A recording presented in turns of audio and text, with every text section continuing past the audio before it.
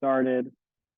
Welcome everybody to our last installment of the Green Home Improvement Series, webinar series. This is Electric Vehicles 101, shouldn't be 202. But anyway, we're going to cover the basic information on electric vehicles, rebate programs, incentives, all that stuff, what's in the market.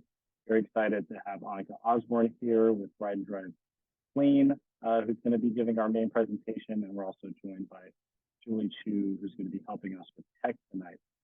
My name is Kellen Damon. I work with the County Marin and the Community Development Agency Sustainability Team. And I just have a couple quick intro slides for you before we get on to Annika's presentation. And this concludes our webinar series. So thanks everybody who joined us through this journey. Like I said earlier, our calendar and our newsletter is a great way to keep informed of when we're going to do another one. We're probably going to do another one in 2024. So keep on the lookout for that. So since we're talking about electric vehicles, I did want to shout out a couple of the past webinars that we did last couple of weeks.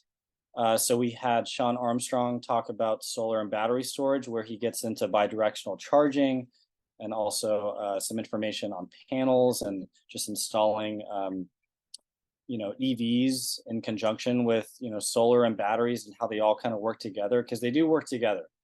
Your panel is really important for every electrical appliance in your house, and if you're planning on buying an EV and you want to put a charger in your house, that's a big thing to consider.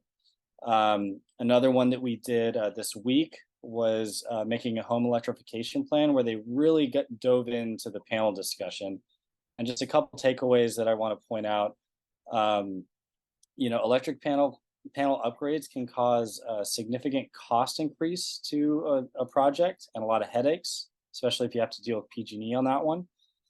So consider your panel when installing electrical equipment, especially if you have future electrification projects in mind. So if you're kind of just starting on this and you're like, hey, it's time for a new car, I want to get the latest EV out there that Annika is going to talk about, and I need a way to charge it. But I also in the future want to change my old water heater and gas furnace to heat pumps. You need to consider all that on your existing panel if you don't want to upgrade that. So just kind of pump the brakes and think about your panel as a system. From that webinar that again we're going to be sending out recordings on, they were not a big fan of the 50 amp car charger, because that can take up a lot of space on the panel, and if you want to do other things, that could cause a problem. And look into circuit splitting and sharing devices. There are products out there that these webinars, past webinars covered, that talk about if, let's say you charge your car at night, but when you do your laundry, that'll turn off, and vice versa. So there's some technology solutions out there where you can get creative and avoid that panel upgrading. And kind of the big takeaway from our last webinar is that most homes can fully electrify with an 100 amp panel with thoughtful planning. So just keep that in mind. I just want to touch on the tax incentives. I'm sure Annika's going to get into this one too, but the tax incentives through the Inflation Reduction Act became live last year at the beginning of the year in January. Rewiring America is a great website. You can put in your zip code, household size, household income, and they'll tell you exactly what you qualify for. So that's a great resource there. And then there's other tax incentives for doing stuff like battery storage, heat pumps, solar, weatherization. And I think that's it. So I'm not going to, get into all that, because everybody's here to talk about EVs. So I'm not going to get into all the home electrification and energy efficiency stuff. But again, if you're interested in that, we have past webinars. We're going to be sharing all that information. So with that, Annika, please take it away. All right. Thank you so much, Kellen. And thank you guys for saving the best webinar till last. I really appreciate that. No, it's going to be a good one. It takes we're all here trying to work toward electrification, building electrification. I was actually on a call today with an organization called Quit Carbon, we're trying to figure out how to electrify everything in our house. And I think most people who are here interested in EVs are interested in electrifying everything. So, but it's really hard to kind of figure out which one to do first. And it's great that we're all, on our way. So I want to thank you so much for joining this evening to learn how to electrify your ride with an EV or an e-bike. My name is Annika Osborn. I am with Cool the Earth. We're an environmental nonprofit with a mission to reduce carbon emissions and air pollution. While we are big fans of walking, biking, public transit, and carpooling, preferably in an electric car, with our Ride and Drive Clean collaboration, we work to advance the adoption of electric vehicles, EVs and e-bikes in a fair and just marketplace. Thank you to Marin County Sustainability Team and MCE for sponsoring this webinar tonight.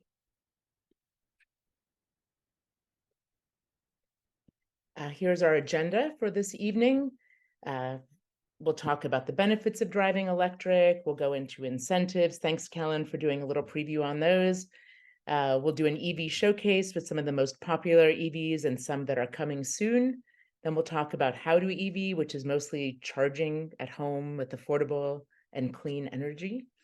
And then we'll talk a little bit more about, who we are, what we do, and we'll end with a Q&A. We will be going over lots of information tonight, but not to worry, we'll be sending you a PDF of this presentation in our follow-up email.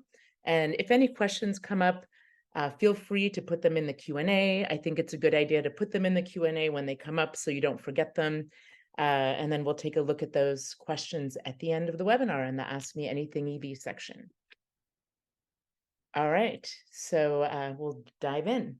So there are many benefits to driving electric. In California, our passenger vehicles are the single largest source of GHG emissions, representing up to 50% of our individual carbon footprint. And when we switch from a gas car to an EV and plug into clean energy like we can do here in Marin County and throughout the Bay Area, we are taking impactful climate action by reducing carbon emissions and air pollution, both which disproportionately impact our priority communities. In addition to reducing our impact on the planet, there's no sacrifice when we go electric. We can save time, money, and actually improve our driving experience with an EV. And an EV can even help with backup power when there's a power outage.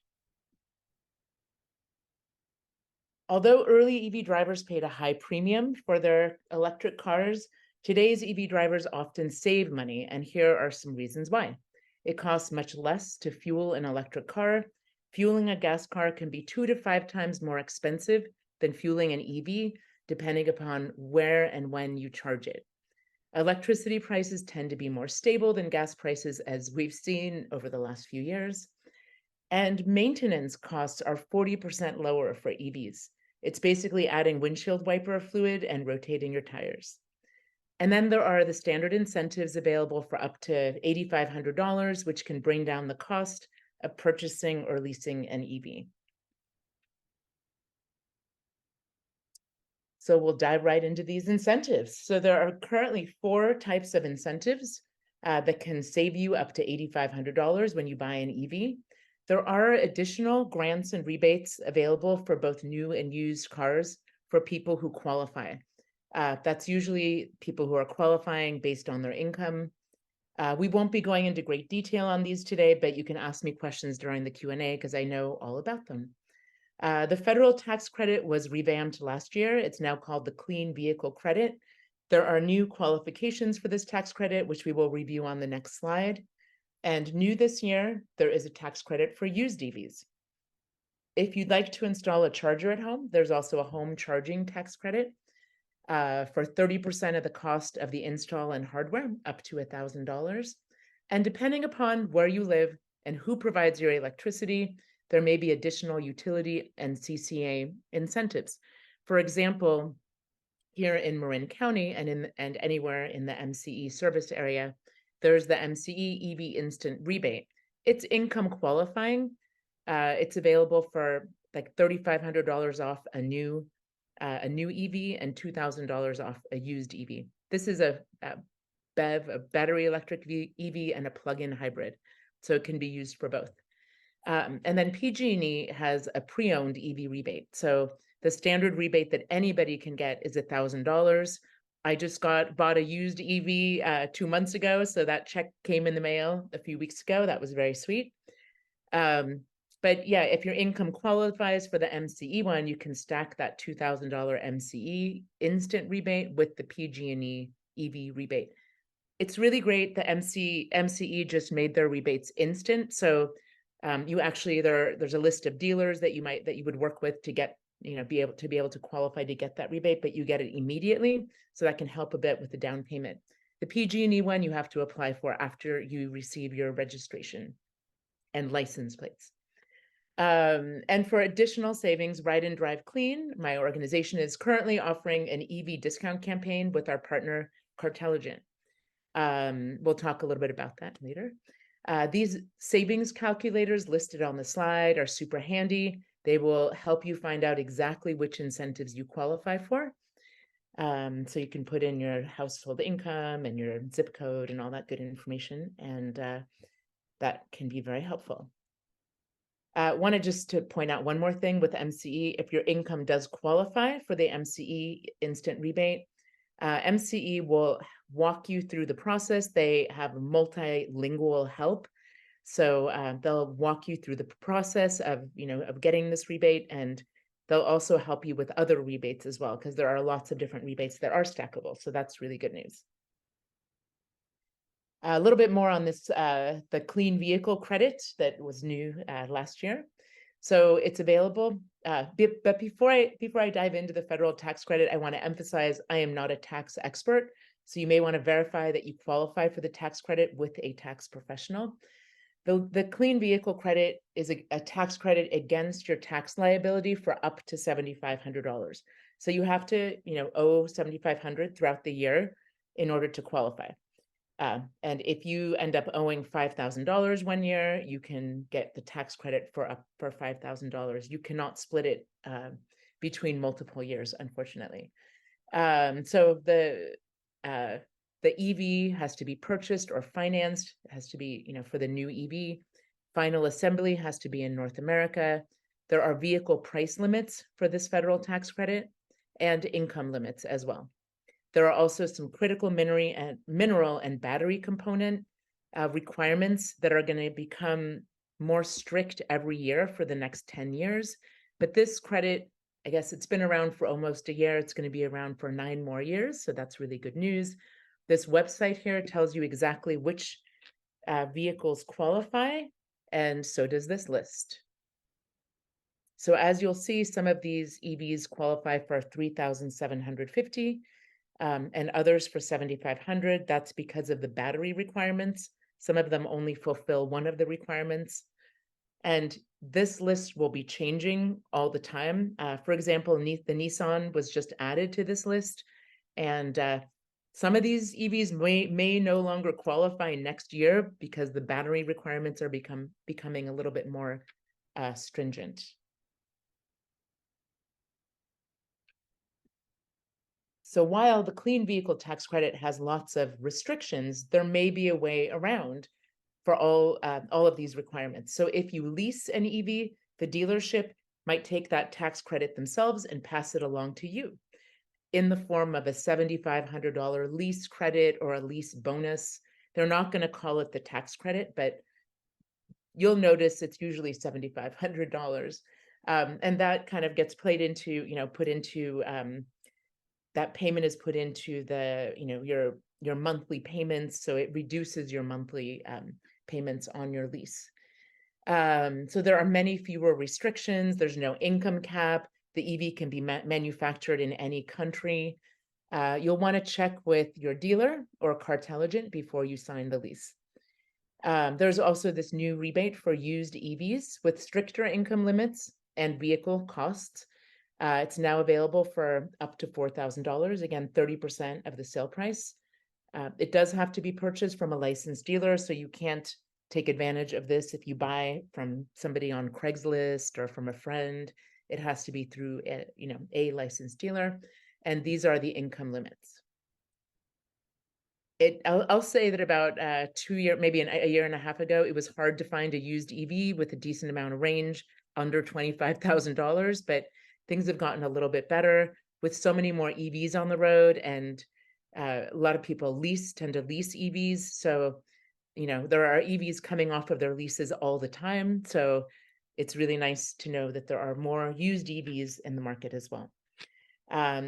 So good news, starting next year, the consumer can ask the dealer to take the credit, and they will pass it on to the buyer or lessor at the point of sale if you're purchasing as a rebate. So this will be really helpful as a down payment. So I want to talk a little bit more about the MCE EV rebate. So $3,500 for the new rebate. EVs are plug-in hybrids, and $2,000 for used. You do have to purchase it through participating dealerships, and the list of those dealerships is on the MCE website. This is stackable with other incentives for even more savings. I will say I just did a presentation in the Canal at Bahia Vista on Tuesday night, and we talked a little bit more about the income qualifying rebates.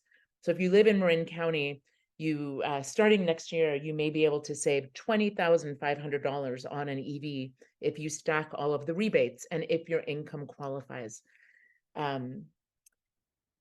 What else? So yeah, they want to have as many people as possible to adopt EVs, and they have customer service to help you do it. So that's really great news. A little bit about our EV discount campaign. So if you haven't bought an EV yet, now is a good time to consider our EV discount campaign.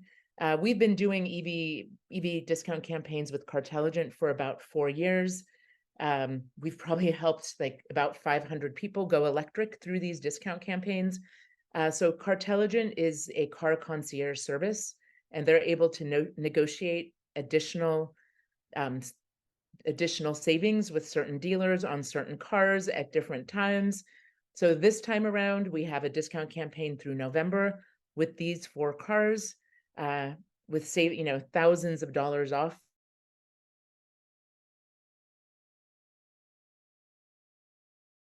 for lease, even though there are some special deals for financing or if you're purchasing. But the Volkswagen is for lease or purchase. And just wanted to, I'll go to the next slide to show you exactly how to do it. If you go to our website, I'll drop the link to our website in the chat a little later. And you go to our website, go to EV discount campaign, and you sign up. Once you submit it, this will go directly to Cartelligent, and you should receive a phone call within 48 business hours, and then you can start. What they do is they'll you let them know exactly what you're looking for, or you might have a couple cars in mind. You might want a specific color and certain features. You let them know what you want. They go out and source that EV, and they give you a few options, and then you can choose whether or not to you want to go forward with Cartelligent. The great thing is Cartelligent is a very well-renowned organization. People love working with Cartelligent. It takes the hassle out of car buying, and they offer really great pricing. Typically, they charge a $599 service fee, but on these 4 cars during the discount campaign, they have waived that, so no service fee. And if you're interested in a different EV and you work with Cartelligent, if you let them know Ride and Drive Clean sent you, they'll give you $100 off their service fee. Even if you get an EV and have it brought to one of their locations, they have one here in Marin and Sausalito, and you decide, no, I don't want it, that's okay. You can return it and you can get your service fee back. So it's kind of a no obligation, no risk kind of situation, which I think is really great. I just realized that I have a poll that I was going to launch in the very beginning, and I didn't. And Julie, as I'm sharing my screen right now, for some reason, I can't. Do you mind doing that pre-poll real quickly? If you're, awesome. Thank you so much. Let's take about 45 seconds before we move on to the next section here to fill this out. There are just 2 quick questions. and then we'll keep moving right along. You may need to scroll down on this survey. And then at the end, you'll hit the submit button. For the second question, just choose your biggest barrier.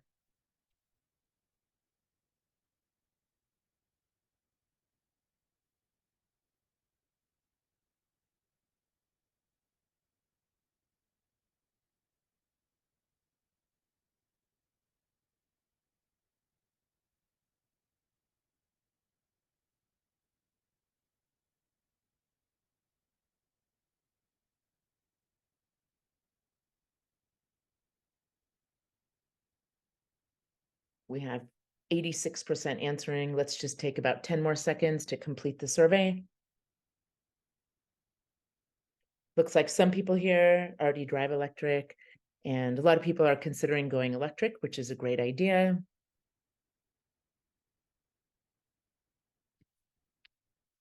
All right, I'll go ahead and we can end the poll. I can do that, Julie. I have the access to do that, but thank you. All right, so in addition to saving money with an EV, you can also save time. With an EV, you can get access to the HOV lane as a single passenger with a special decal, and you'll never have to wait in line at a gas station again. I didn't really realize how much I disliked going to a gas station until I started driving electric and could drive right past it. It's quite lovely to not have to go to a gas station.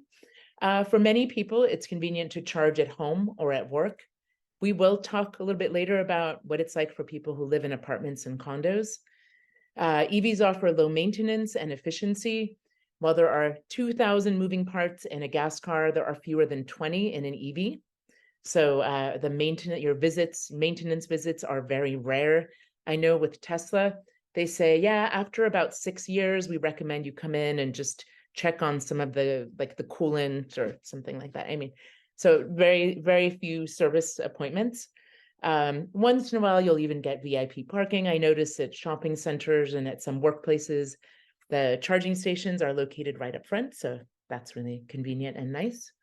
I love, I have to say, I was in LA I've been in LA a couple times in these last few months. My daughter just started going to college down there, and you arrive in some sort of parking lot that you've never been to before. And it's like, oh, there you are, ready to start winding around and finding parking. And most of the time, the EV charging is right when you enter. So you can just pull right in, plug in, and charge up. So that's really nice. So EVs are a little more fun to drive. What I really like is the extra torque or power that you get when you drive an EV.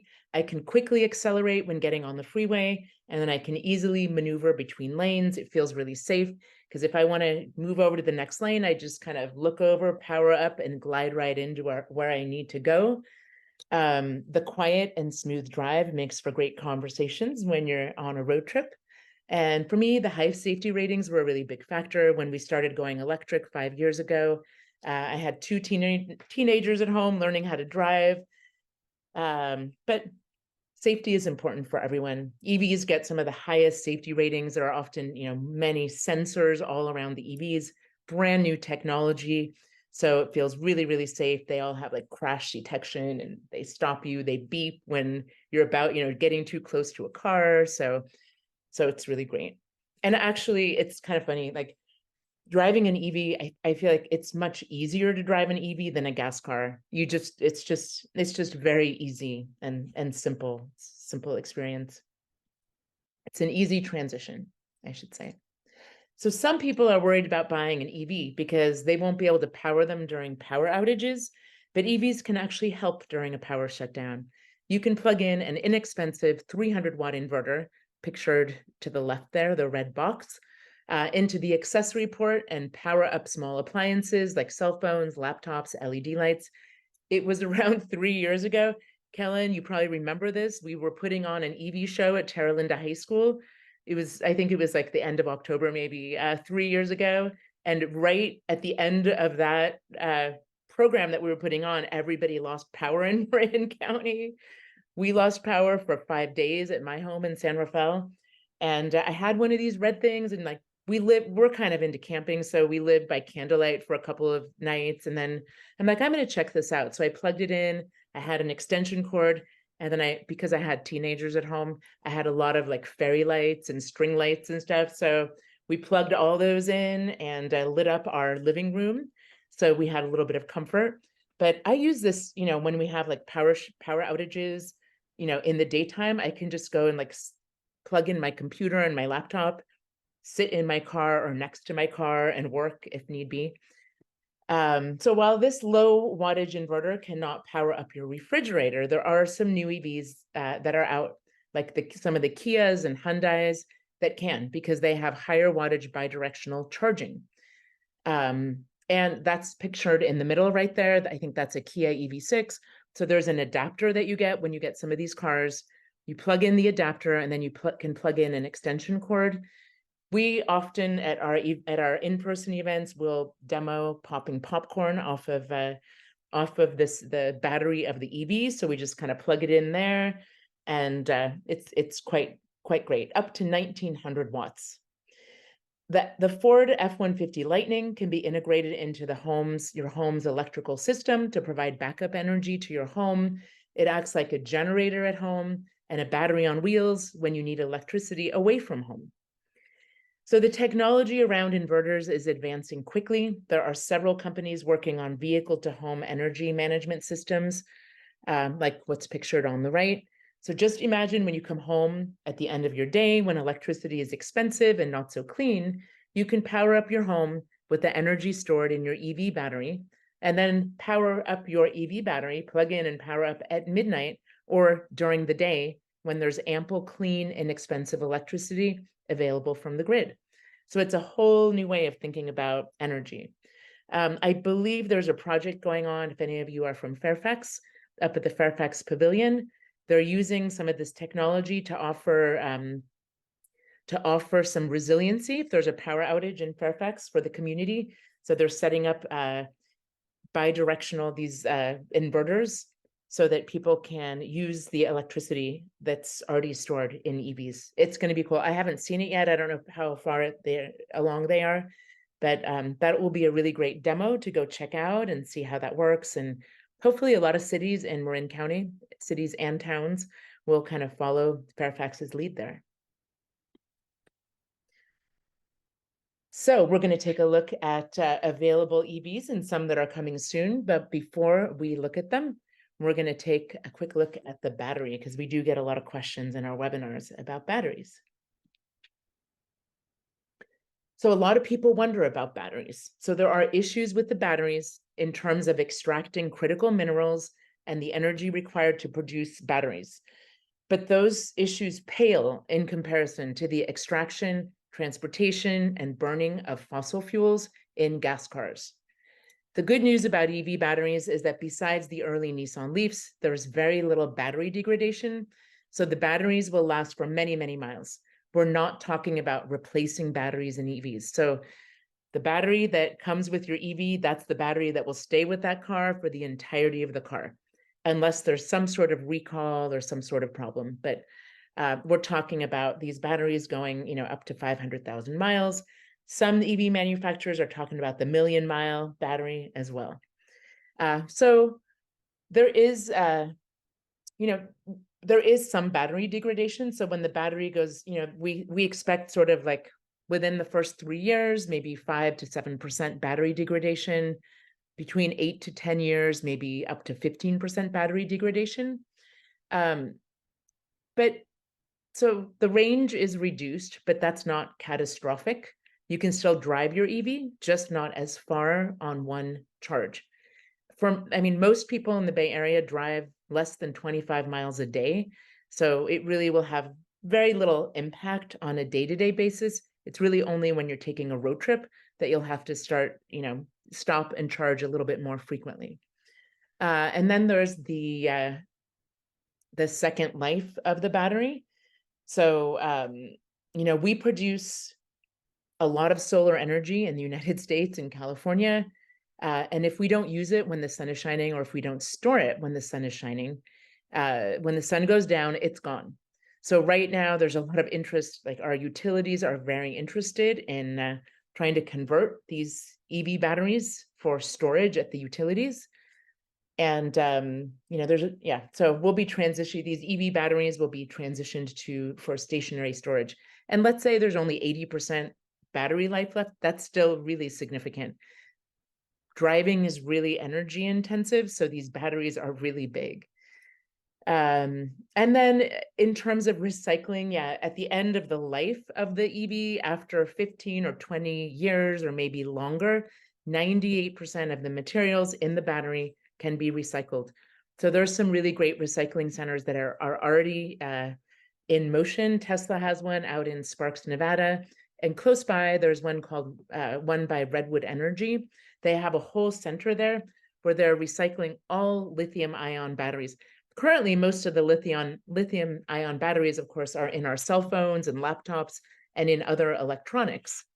So, but they're already recycling all of these lithium-ion batteries. They're pulling out cobalt and other rare earth minerals, and they're hoping to use these when they build new batteries.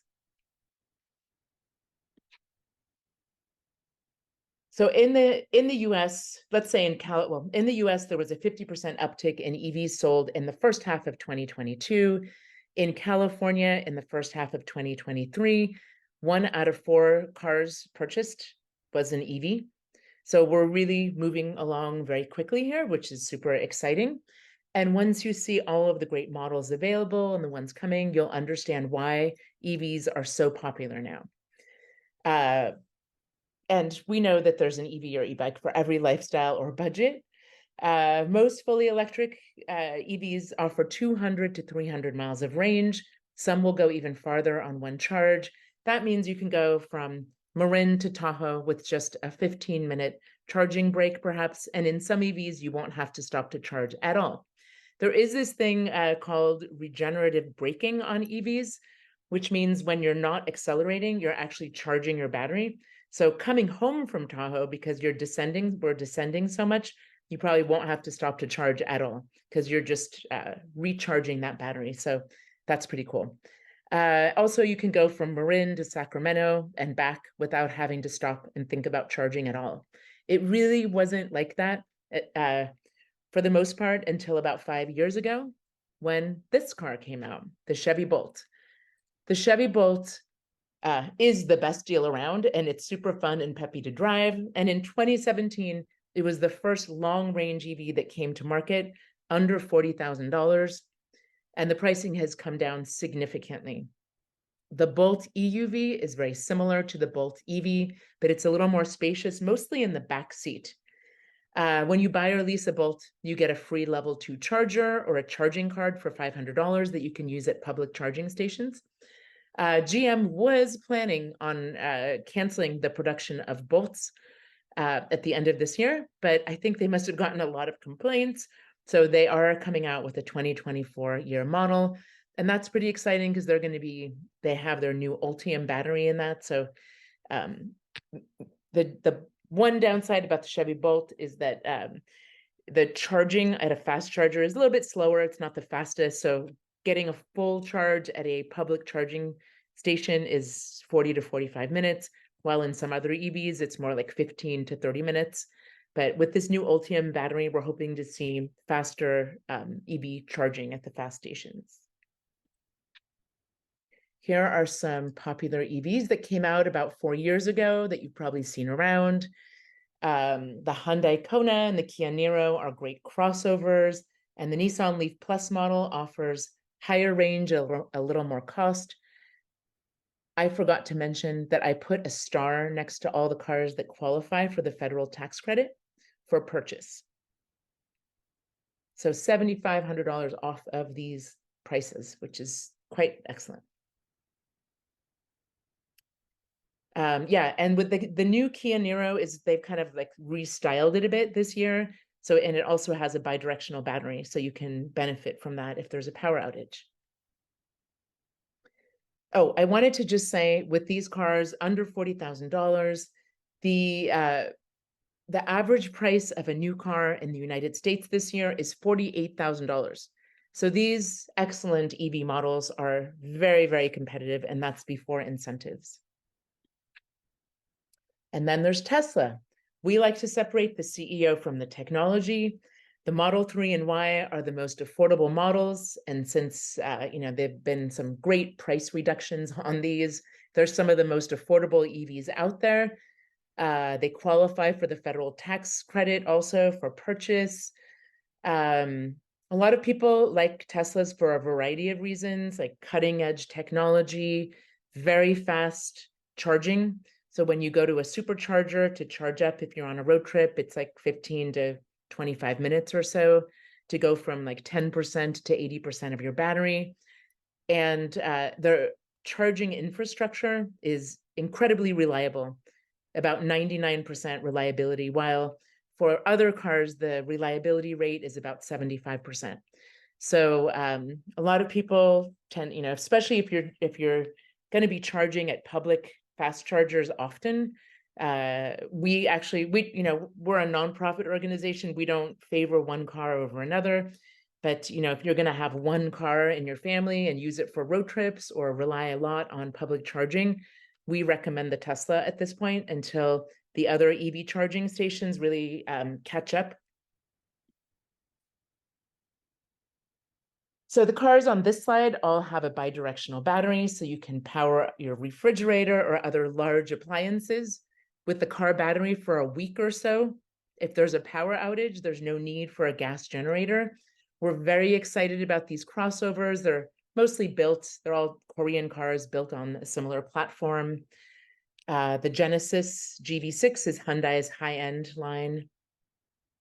I really like the Ioniq 6, and the pricing is really great on this. There's some really great lease deals. It's a really cool looking car. It just looks a little bit different. These are some cars that came out in 2021, so they're relatively new. The ID4 is the first from Volkswagen, the Volkswagen ID brand. There are many more coming. I think we'll have to wait till next year to sign up to get a Volkswagen ID Buzz, the Volkswagen bus. And they'll start delivering those maybe in late 2024, early 2025. I've got my eyes on that one, pretty cool. People love the Mustang Mach-E, and the Polestar is a relative of Volvo. It's a very nicely appointed EV. My brother, I'm just going to say I'm in this business about EVs. I'm an environmentalist. That's why I do this. My brother is really into cars. He's the kind of person who gets a new car every 3 years. He always has to have the latest model. He currently has a Polestar 2 and a Tesla Model Y. He uses the Model Y for road trips. He loves the Polestar because of the great handling and just the styling of the car. It's just a really, really nice car. So Subaru and Toyota are late to the EV market, but we're excited to see these cars on the road. They've been on, they came in 2022. The Nissan Ariya is Nissan's second all-electric EV, just came out last year. It's great to see something from Nissan other than the Leaf, although the Leaf was very, very popular in the beginning. It had a lower range, but a lot of people love that car. It's a great commuter car, really fun to drive too. All right, so electric trucks, some are here, some are coming. I don't have the Rivian pictured here, but I'm sure you guys have seen the Rivians. I should add that back to my slideshow. I don't know why I don't have it. The Rivians offer, are an all-electric company. They have a Rivian truck. It's a pretty small truck, and they also have an SUV. Kind of looks like a Land Rover. But we're really excited about the Ford F-150 Lightning that came out in 2021.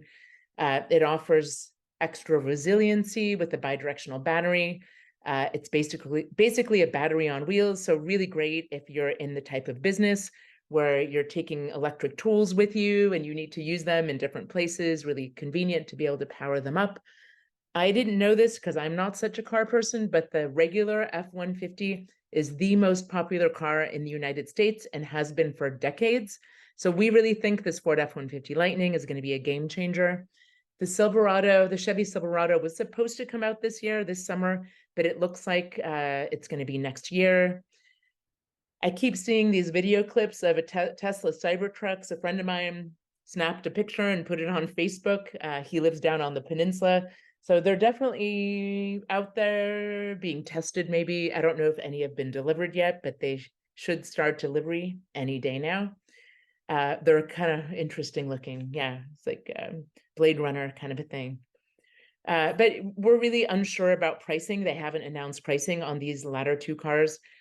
The Ford F-150 Lightning was supposed to be $39,000 as well, but in reality, it ended up being $59,000, and it was really hard to get your hands on one. So yeah, what is it? Like 1 million people have ordered the Tesla Cybertruck. So yeah, interesting. All right, so that was not an exclusive list. I mean, that was not all of the EVs that are out there. There are many more, but it's some of the most popular EVs. And here are some EVs that are coming. Maybe late this year or early next year. I keep saying that now we're like mid-November. There's still a few weeks to get these cars to market. Chevrolet, as well as continuing their Chevy Bolt, is mixing it up with a few exciting new models. And these cars are coming really soon as well. I'm a little obsessed with the Fisker Ocean. I think it's really cool. It's exciting. It has a full-length solar sky roof.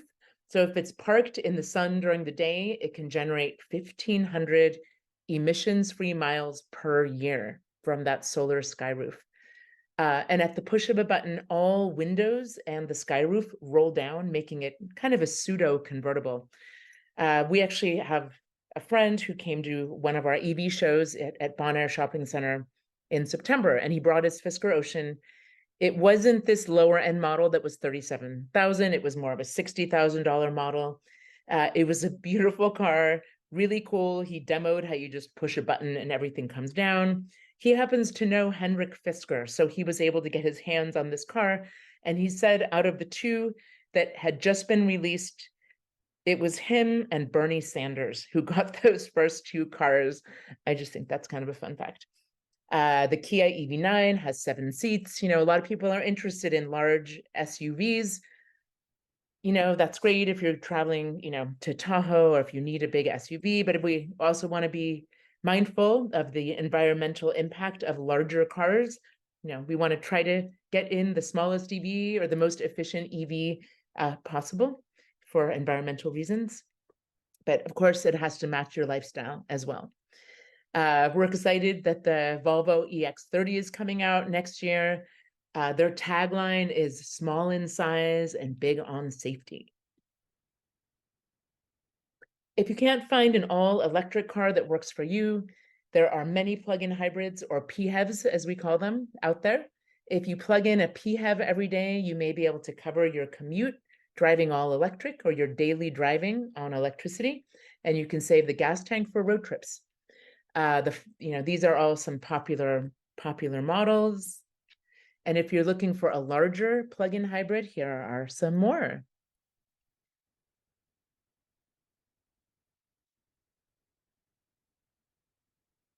EVs have been around for about 10 to 12 years. This second time around, they were of course around before gas cars. They were the first cars in the United States, but the gas lobby maybe took over there.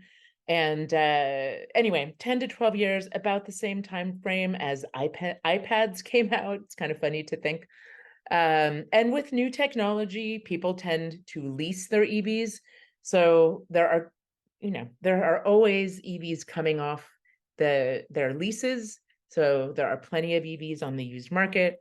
We have a few dealers that we're familiar with, that we work closely with, who are, they only work in EVs. There's Greenlight Auto down in Daly City.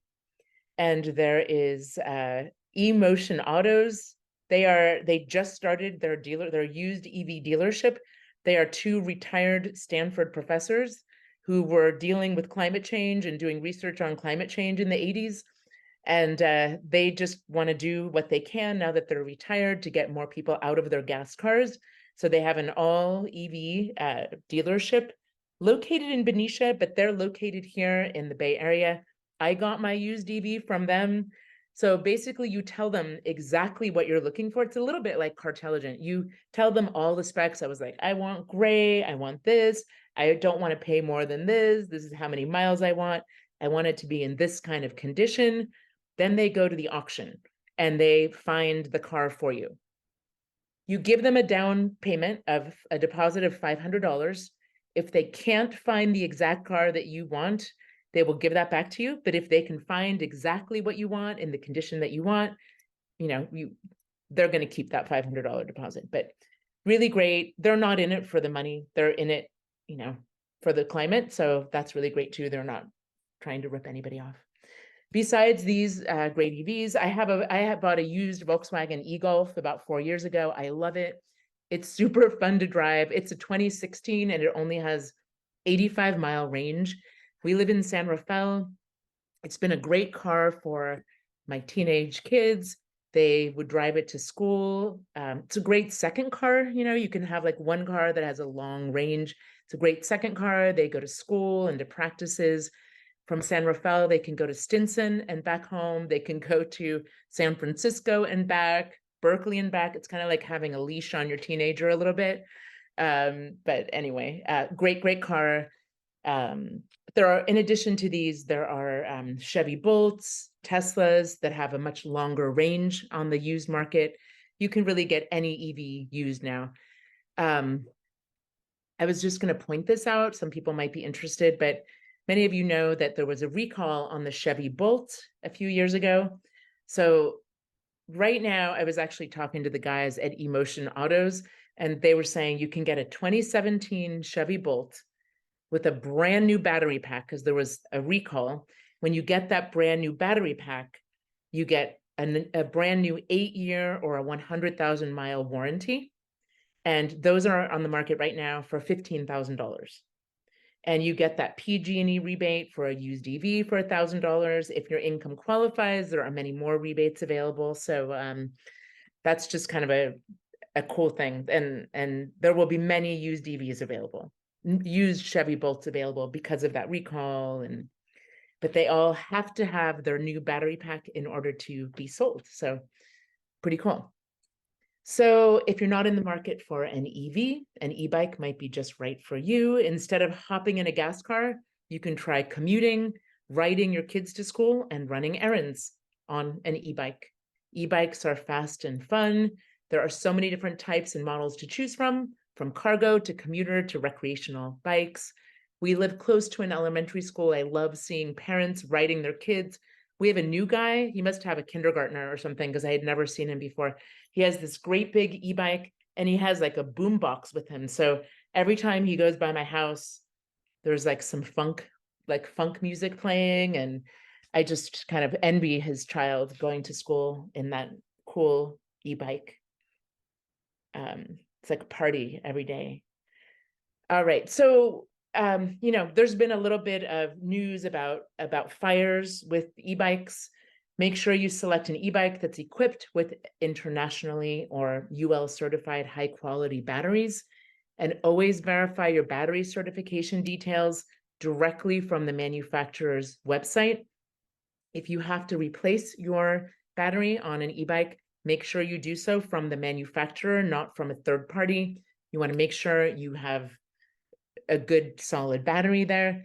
The other thing is, as an organization, there's a lot of concern about safety for especially a lot of young people who are in a lot of accidents and causing other accidents because these bikes are really, really fast. There are different levels of e-bikes that you can get, but getting like the one that doesn't have a throttle on it, we do not recommend e-bikes for people who are younger than 16 years old. We feel like you should have a driver's license if you have an e-bike. So as parents, it's something to really consider. Make sure your kid is ready and responsible to have an e-bike. Lots of accidents because kids are riding e-bikes on sidewalks, which is never recommended. And we're really excited because we also have an e-bike discount campaign. This one goes through the end of the year. So we've partnered with an e-bike manufacturer called Rad Power Bikes. They have 10 different models and 9 of them are under $19.99. If you go to your typical e-bike shop, it's hard to find an e-bike under $2,500. They go up to $10,000, but Rad Power Bikes has a variety of e-bikes, good quality e-bikes for under $2,000. Plus, with our special e-bike discount campaign, you can save $400. You know, there's a discount off of all of their bikes, even the ones that are on sale. There's a free bike assembly, a complimentary tune-up. And they'll give you even, you know, a gift card up to $40, or you can apply your $40 gift card to something like panniers for this, you know, for your bike. The way this works is you go to our website, you find e-bike discount campaign and sign up on the forum. When you do that, you'll get a special code. You can bring that with you to the store in Berkeley. Unfortunately, there's only one store in the Bay Area, but you know, who doesn't like a little trip to Berkeley? It's fun to go there. And you can also call them and order your bike by phone. But if you go there, you can set up, you know, a test ride and check it all out. I actually visited their store a couple of weeks ago, and they showed me where they do like test rides, and they have a really cool showroom. Really, really great people there. All right, so in the next portion of our webinar, we're going to talk a little bit about how to EV, which is mostly charging. So people get worried about charging, but for most people, 80 to 90% of charging is done at home or at work. Charging at home is easy. You just plug in the charger that comes with your vehicle into a standard 120 volt outlet. There are no install costs besides perhaps an extension cord, and it gives you 25 to 40 miles of charge in 8 hours. Everybody I know, including my husband, and like literally every single person is like, I'm getting an EV, I need to install a level 2 charger. So Kellen was talking a little bit about, you know, the impacts of installing a level 2 charger. I know that we work with PCE, Pacific Peninsula Clean Energy. They did a study in their service area on the peninsula, and they learned that for 95% of residents in the peninsula, they don't need level 2 charging. Level 1 is ample. And I just want to point out that charging an EV is different from charging a gas car. Like when I had a gas car, I would wait till my tank went down to like 1/8 full. I would go to the gas station, charge it up all the way. Then I would, you know, drive for a week, do the same thing every week kind of thing. But with an EV, I'm really just topping off what I'm using on a daily basis. So I drive probably, you know, on average 20 miles a day. And so I just come home and I plug it in. I have the computer on the EV set up so that we have solar on our roof. So I have it set up to charge at 10 a.m. I work from home. So I know it's charging at 10 a.m. I can easily change that if I'm leaving early in the morning and have it charge overnight. But, you know, I'm really just going from like 60% to 80% of my battery charge on a daily basis. But the night before I go on a road trip, I will change that up and charge it to 100%. So I can use the full range of the battery for my road trip. But it's just different. You can just kind of top it off every day and it works out really great. And then once in a while, you could go to a level 3 charging station or a level 2 charging station to get a faster charge if you need to. If you do drive more than 40 miles a day, a good option is to see if you can charge at work. And if not, you may want to purchase a home charging station for level 2 charging. But again, we recommend start with level 1, unless you're like a salesperson or somebody who drives a lot every single day. You know, start with level 1 and upgrade to level 2 if you need to. The first step for both really is to consult with an electrician, because you really just want to see what your electric panel looks like. Even for level 1, when we first got our EV 5 years ago, it was delivered to our house and we were totally unprepared. It came like 5 days before we thought it was going to come. So our first thing is we drove to Home Depot. We went over to Target, plugged it in because they have chargers there. And we bought a heavy duty extension cord and, you know, plugged it in. But my husband happened to know that we were plugging it in to an outlet that had a dedicated circuit. So it wasn't going to be used for many other things. So having that kind of awareness, if you know that, then you don't have to talk to an electrician. But An electrician can just look at your electric panel. You can just take a picture of it and send it to them and let you know if you have a dedicated circuit, what your panel looks like in terms of, you know, of upgrading to level 2. But it is true, I do have friends who wanted to get a level 2 charger and they had to get a, you know, upgrade their electric panel for like $6,000 in order to do so. Normally it costs about $1,200 or so if you have enough space on your electric panel or enough capacity. It ends up costing about $1,000 or $1,200, the install and the cost of the charging station. So this is something else that I just want to clarify because people are confused about this. They're like, ooh, I have to install a charging station. All you have to do is install a 240 volt outlet and you just plug in the charging station into the outlet. So it's not a complicated install. It's really just like doing the wiring and getting, you know, what we eventually did when we got our second EV. We don't use our garage, we just have a driveway. So we just, you know, had wired 2 outlets. We have a 120 volt outlet and a 240 volt outlet on the side of our house, and that's where we plug in. So pretty easy. All right, so there are also level 2 charging stations, you know, public charging stations available so that you can charge when you're around town, running errands. My favorite thing is, you know, where Kellen and Julie work. I like to go to the farmer's market on Sunday mornings. I usually plug in there. They have a bunch of level 2 charging stations there. Very affordable, I might add. And for the hour that I'm at the farmer's market, I pick up 25 miles for $1. So just think about that in terms of like how much charging costs. If I were to stay there for 4 hours, I could get, you know, 100 miles of range for $4. To get 100 miles of range in a gas car, if gasoline costs $5 a gallon, it would cost $20. So really good savings there. When you're on a road trip, you will want to fast charge with a level 3 charger, the fastest charging available. There are currently three standards for fast charging, as you can see here. The one on the left there is the one that the Nissan Leaf used and some older Japanese models use. Currently, the only new car that uses that is the Nissan Leaf. Maybe the Mitsubishi Outlander plug-in hybrid uses it, but I think those are the only 2. The one on the right is Tesla. The one in the middle is the CCS charger that all other EVs currently used. So I want to just mention this. We talked earlier about the reliability of the Tesla supercharging network. So a lot of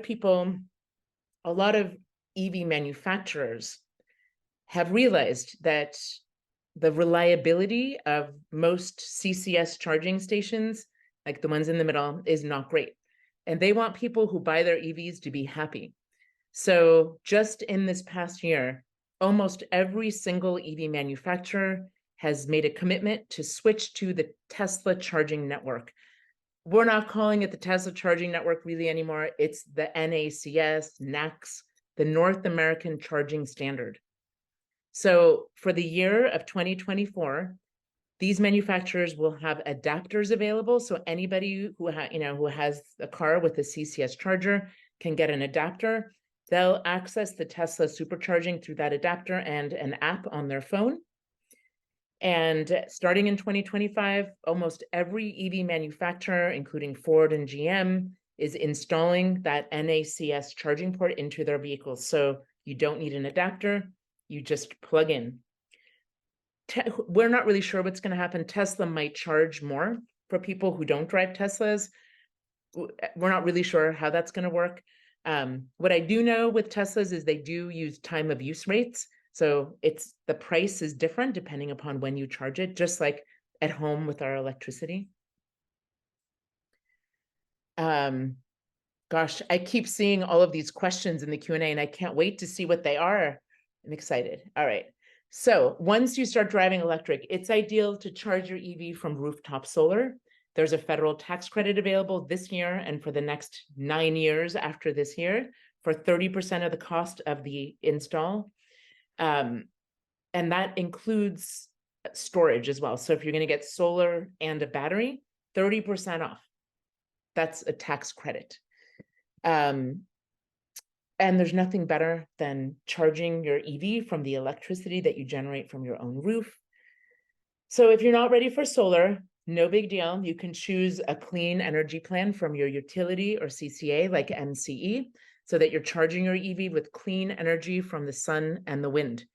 MCE, clean energy, has two types of electricity. You can get their MCE light green, which is made up of 60% renewables. It's cheaper than getting your electricity from PG&E. And you can get their deep green, which is made up of 100% renewables. It ends up costing the price of a cup of coffee a month, like $2 or $3 more a month to be on MCE deep green.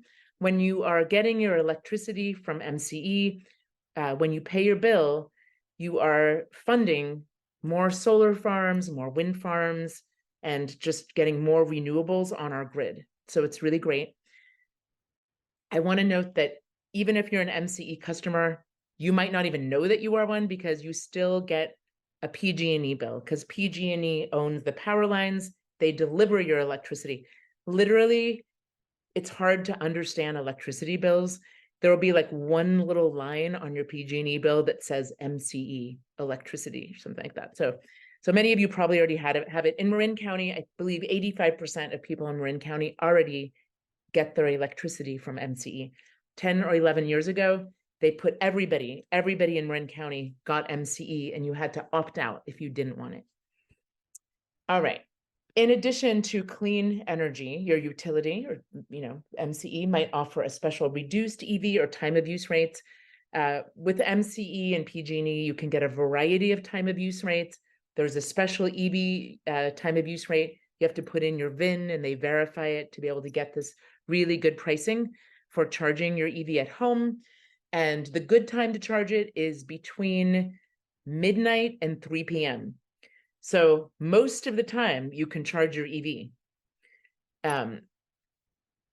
You really don't want to charge it between 4 p.m. and 9 p.m. because it's really expensive to do it. And we know that they have like their firing up their peaker plants there. It's not a good idea. We want to reduce, using electricity during those times. Everybody, all electricity between 4 and 9 p.m. Utilities and CCAs recommend charging during the day when the sun is shining, when it's possible, because we have so much solar energy on our grid, and if we don't use it, we lose it. If that's not possible, they recommend charging after midnight when electricity is more affordable. I wanted to introduce the MCE Sync for those of you who already drive electric. This is an EV smart charging app. So you have this app, you give MCE Sync information about your car, and it automatically charges your EV when it's the least expensive and the cleanest energy. There's a $50 sign-up bonus. It works with most EVs. You can get up to $10 a month cash back, and it saves $100 or more per year through these things. You can get a referral. It's really nice. So they are managing the charging for you. So I used it for a while. You can just sort of, kind of adjust things. If you want to override it, if you're like, wait, I don't want it to charge when it's the cleanest because I am going on a road trip tomorrow morning and I need it to be full, you can override it very easily and just hit boost and say, nope, I want to charge it immediately or at midnight or whenever you want to. All right, so this is really interesting. I just wanted to kind of point this out. Why daytime charging? So this came from California, CAISO. This is our supply trend in California. So the green is renewable. So we call this a duck curve. So we have a duck curve between 7 a.m.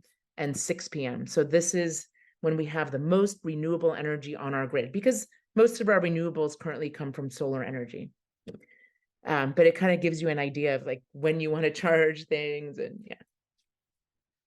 Okay, if you live in an apartment or condo, there are options available. So if a charging station is not available at your apartment or condo, you can charge by plugging into a standard 120 volt outlet if there's one available and one allowed, and they're allowing it. The reason I say allowed is that sometimes all of the outlets on the outside of the apartment, including in carports or close to parking stations is on a separate meter, and people who live in that apartment complex or condo share the expense of that.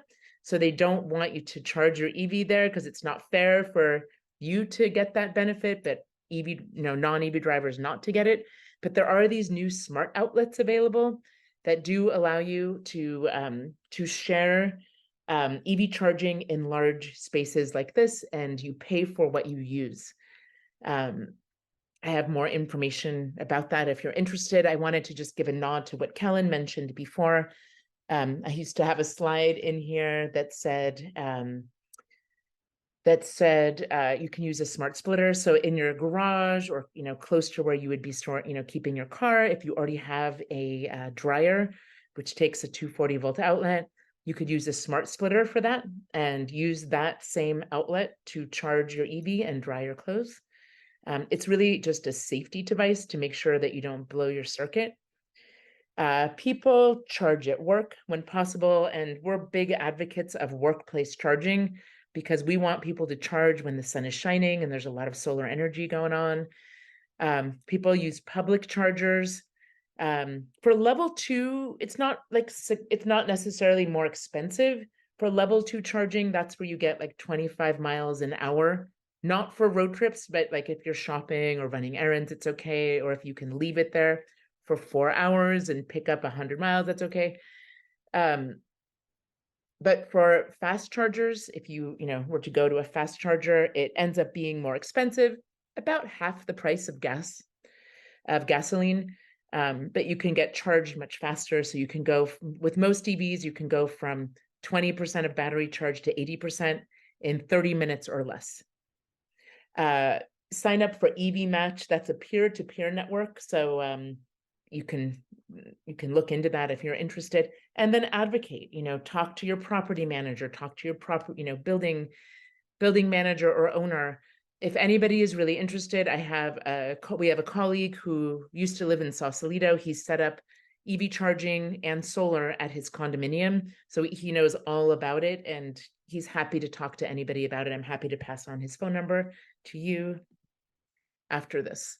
And while we're talking about like workplace charging, while we're talking about charging in apartments and condos, MCE also has rebates for installing chargers. So I wanted to just call that out here for people who live in apartments and condos, and for people who might want to get charging at their workplace.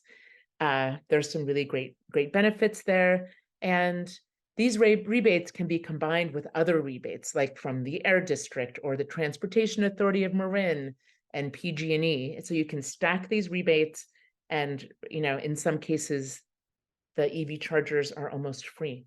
And MCE offers technical assistance, which is really great. Okay. So taking a road trip is getting simpler all the time. There are thousands of public charging sites available that provide fast charging using apps like PlugShare and a better route planner. It's easy to find chargers along the way. You can map out your road trip the night before so you know exactly where you want to go. I like to do that because I'm like, should I stop in Salinas or Gilroy? In Salinas, I'll go to my favorite taqueria, but at Gilroy, I can do some outlet shopping. Like, you can kind of plan your road trip a little bit like that. Electrify America, EVgo, Tesla, ChargePoint all offer app or card-based stations that make it easy to tap, charge, and go. With public charging, we recommend that you practice a few times locally before you take your road trip. Not that it's that hard, but you want to make sure that you're signed up with all the charging networks. You also want to connect your credit card to all of these charging networks. You don't want to be hassling with that when you're in the middle of a road trip, because you'll want to just kind of get there, charge up, and head out. Let's see. When taking a road trip, many hotels offer free level 2 charging. They call it destination charging. And something to note is if you like to stay in Verbos or Airbnbs, every time I do that, I just reach out to them, let them know I drive electric, and ask if it's okay if I charge when I'm there. So I'll typically bring an extension cord and my charging cable with me.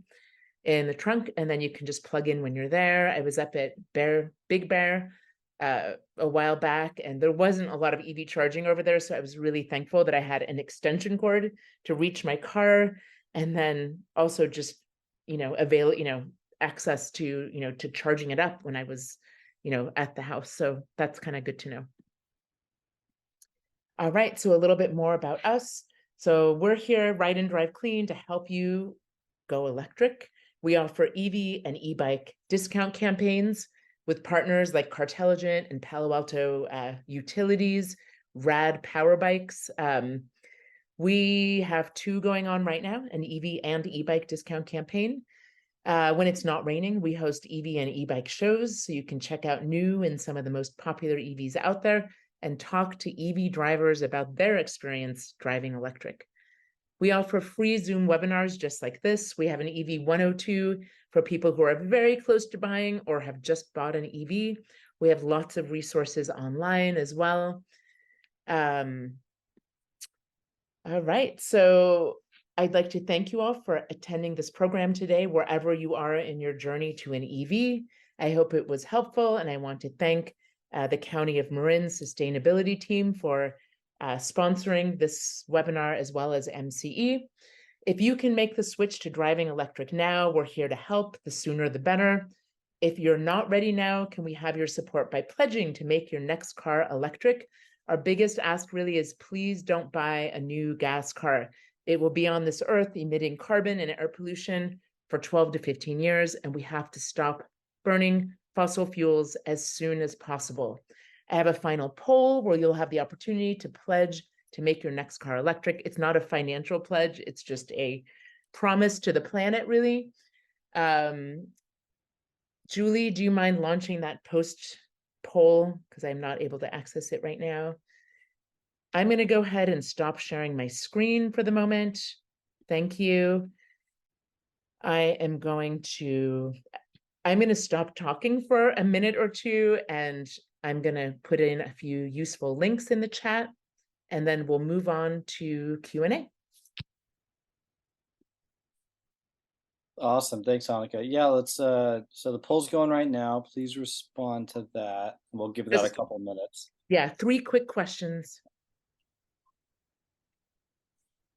And then we'll get into the Q&A. Annika, do you want me to read these off for you, or do you want to go into the Q&A box and kind of take them one at a time? Let's take them one at a time. I haven't looked at them yet, but let me just get to the chat real quickly. Yeah, there's not too much in the chat. There was a question about the 2 retired professors who were selling EVs. Oh yeah, Ian was interested in that. You know what? Let me get the website.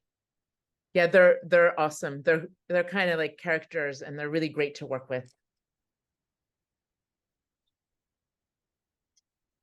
One of them was the president of the board of Alameda Municipal Power.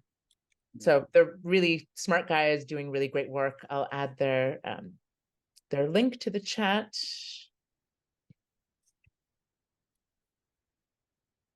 So we're at about 66% with this latest poll. Can we try to get that up a little bit? Yeah, in 10, 15 seconds or so, that would be great. All right, so Q&A, let me take a little look here. So we got all the questions answered there. Yeah, so I put a few links, a link to our page, to our events page. From there, you can find our EV discount campaign and sign up for it. Also, our e-bike discount campaign. I'll include links to those in my follow-up email that I'll send out tomorrow. There's a list of all the cars that qualify for the federal tax credit for purchase currently, a link to Cartelligent. But if you're going through our EV discount campaign, please go through our website so that you get to the right person. The right person calls you back who knows about the EV discount campaign. Yeah, Callan already mentioned Rewiring America. Just because people who are interested in EVs typically are also interested in everything electric, this is a great resource. What's the other? And that's mostly for the IRA. There's also, what is it called? The something is on. Do you guys know what I'm talking about? The switch is on. Thank you. Why didn't I know that? The switch is on. is a great place to learn about local rebates, like county rebates and state rebates. So between the two of those, you can be pretty set on all the rebates that you might qualify for. All right, we're getting there. We're up to 77%. All right, let's just leave it up for people who may have stepped away for a moment. And let's see here. So what will happen next year? And, oh, you guys hear that thunder? I guess most of you are local here in Marin County. That was big. What will happen next year and when with EVs becoming rebates instead of tax incentives? Yeah. So I talked a little bit about that. It will, yeah. So next year, this is what I know about it. We don't have too much information. You'll be able to take that rebate when you purchase an EV, if it's one of those qualifying EVs. You'll take that rebate up front, use it as a down payment. However, if you don't qualify, for example, for the income portion, like it maxes out at 300,000 if you file jointly.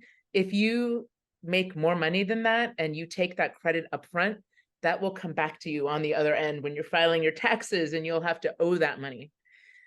If you're income qualifying, I think it just acts as a rebate, which I think is going to be fabulous, because most people who are lower income don't typically have tax liability. So that will be really great. Okay. On those standard incentives, are those ongoing? Yes. I mean, the PG&E, there's no reason that the PG&E for used is going away. I think MCE is here for a while. The federal tax credit is going to be available for 9 more years. So that's really good news. Moving on. How do the estimated charging... are there any local groups working together? Yes, to get public charging stations installed. Absolutely. There's an organization of environmentalists who are working together to advocate for EV charging. They're called the EV Squad. If you're interested, you can email me, respond to my email. It's going to be coming from info@Ride and Drive Clean, and I'm happy to connect you with them. I would also let you know that you can contact the sustainability team. I think knows when there are, the plans for charging stations in Marin County. You can reach out to your city or town to also find out. I know in, like we just did this event in the canal in San Rafael. I know MCE just got a grant. They're going to be working on installing, working with the community over the next 3 years to install EV charging in accessible places for people who live in the canal neighborhood of San Rafael. How do estimated charging...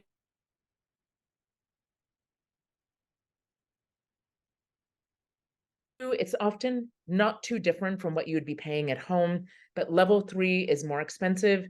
It might be twice as expensive as what you're paying at home, and about half the cost of what you would pay at a gas station for a car. Oh yeah, where do the funds come from? The federal tax credit. I mean, yeah, the federal government, PG&E is funding the other one. MCE, I'm not sure where they got their funds for these incentives, if it was from the state. I don't exactly know, sorry about that. But we're happy that there are some available from the state. Yes, Kay Gundry. Yes, the big 3 companies, they're all transitioning to the North American charging standard. Almost every single one. I think we're waiting to hear from Volkswagen and maybe 1 or 2 others, but almost all EV manufacturers are moving over to the NACS, North American Charging Standard, i.e. Tesla. Any comments about BMWs? I was at a fair, what was it, at like a fair over at the Marin Arts and Garden Center, and this guy came up. We had one of the BMW EVs out there, and he said that he has owned basically every single BMW. I know that most people who drive BMWs are loyal to the brand, and he said out of all the models he's driven, the electric one that he had was the best. And he had the i3. That was something that came out in like 2014. Mm-hmm. Since then, they have 3 or 4 more EVs out there, fully electric EVs, the iX, the i4. People People love, you'll get all of the features that you would get with a typical BMW, but you'll get that extra torque and power, and a nice clean drive. Let's see, how many amps does a level 1 charger use? I don't know that question because I'm not that technical. Does somebody on this webinar probably does know that? Yeah, I mean, I can't tell you. I think it depends. I would say to find that information, check out our recordings of the last couple webinars on solar and battery, and also electrification planning, because they get into that, especially the devices where you can kind of use different amperage, as I understand it, for your car charger. And Yes. it can go, if I remember correctly, it goes from like 6 to 30. Yeah, well, okay, so I think it's more like 6 for level 1. So you may not, so that's a sounds really right. nice thing. Like it's a great idea to start with level 1 because you might not have to deal with your panel at all. So it's a way that you can really just get in there and fuel it up, top off what you need. I'm looking right now, I have a Volkswagen e-Golf and a Tesla Model Y, and I can actually, I have a charging app for the Tesla, and I can choose what kind of amps, how many amps I want to charge it on, up to 48 amps, which is high, but I can set it down to 15 amps. That's for level 2. So if I want to, like, I know I was like kind of geeking out on this before, where I was like, I'm taking in with my solar about 15 amps. And so if I set it to 15 amps and I'm only just trying to like top it off 20 miles so I can have it at home from like 10 a.m. to 2, I just kind of brought the amps down. Doesn't have to charge that quickly because I'm at home. I have time and I don't have to charge it that much. So you can kind of adjust it. But, I'm just going to say tonight I'm heading down to the peninsula to visit my parents. So tomorrow when I come home, I am going to not have a lot of charge left on my car. So I might want to charge it. If I need the car to use the car, I might charge it at 48 amps to just get it a little faster. And okay. Did you say typically it takes 8 hours to get a charge of 25 miles?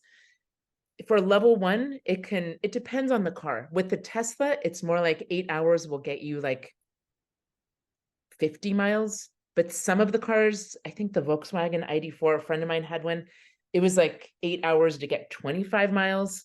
So it kind of depends on the car. But that's just for level 1. But again, even if you get 25, most people in the Bay Area drive fewer than 25 miles a day. So it could work out just fine. Could be enough. Do battery charging best practices vary by car?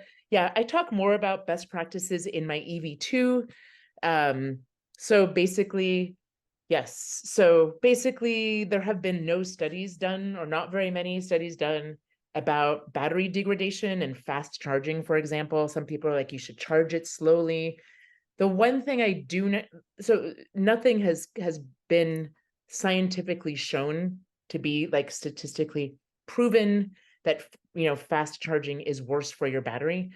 The one thing I do know is that most manufacturers recommend that you keep all lithium ion batteries, even the ones in your phones and computers, between 20 and 80% most of the time. That's one thing that I know. But here we are. I feel like we have our like phones and laptops plugged in all the time to 100%. But yeah, it's funny that like that wears on the battery. Yeah, there's like this Tesla loop in Las Vegas where they're only charging Teslas on the fast chargers. They see no difference at all in battery degradation on those EVs. So we want manufacturers to do more testing on that so we can have better information. But there's things like, if you're on a road trip and you're cranking your AC, then you're not going to get as long of range on that road trip. And if you have your heat on, so there are like tips and tricks, like heat up your car before you head out in the morning while it's still plugged in, and then put your seat warmers on, turn the heater off and put your seat warmers on, because that draws much less electricity than your heater. So there are definitely like tricks like that that you can learn. And we talk a little bit more about that in EV 102. Yeah. So so up to 48 amps, I would say, for level 2. How much charge do EVs lose during traffic slowdowns? None. That's the nice thing. It's like you're only using energy when you're accelerating. So that's really, really good. Yeah. AAA is piloting a recharge program in certain areas right now. And there are a lot of tow trucks that have EV batteries. So anywhere you live in this is a fun fact, anywhere you live in California, for 90% of people in California, they are within 15 miles of a fast charging station already. And we still have tons of EV charging stations that are going to be installed. But there are so many EV charging stations already that a tow truck can either tow you to one of those or can give you a quick charge in like 20 minutes or so that you can get to one of those.